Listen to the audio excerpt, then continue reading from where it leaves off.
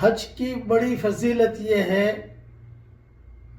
کہ حاجی اچھے طریقے سے حج کرے، ایسا اپنے گھر پر واپس آتا ہے جیسے آج ہی اس کی ماں نے اسے جنا۔ اب ہر آدمی حج میں نہیں آ سکتا ہے، بہت سو کی تمنا ہے ہم حج کریں لیکن نہیں کر سکتے ہیں وہ۔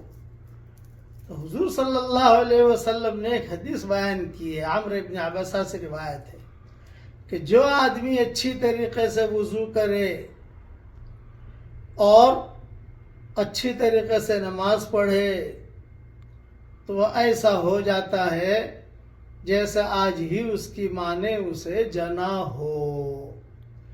جب یہ روایت عمرو بن عبسہ نے حضرت ابو امامہ سے بیان کی تو حضرت ابو امامہ نے کہا کہ عمرو بن عبسہ تم کیا کہتے ہو؟ سوچ سمجھ کے بولو، تم کیا کہتے ہو؟ تو عمرو بن عبسہ نے کہا میری ہڈیاں کمزور ہو گئیں، بڑھاپے نے ڈیرا ڈال دیا، میں حضور پر جھوٹ کیوں بولوں گا؟ میں نے 1 مرتبہ نہیں سنا، 2 مرتبہ نہیں سنا، 4 مرتبہ نہیں سنا، بلکہ 7 مرتبہ میں نے سنا ہے، تب جا کر میں یہ حدیث بیان کر رہا ہوں، بلکہ اس سے بھی زیادہ سنا ہے میں نے، یہ انہوں نے کہا۔ یہ مضمون مسلم شریف میں ہے۔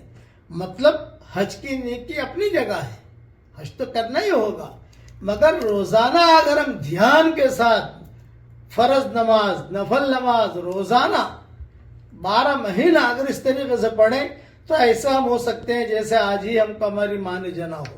اس لیے نمازیں خشوع و خضوع کے ساتھ پڑھنے کی کوشش کیجیے۔ اللہ تعالی ہم سب کو عمل کرنے کی توفیق عطا فرمائے، آمین۔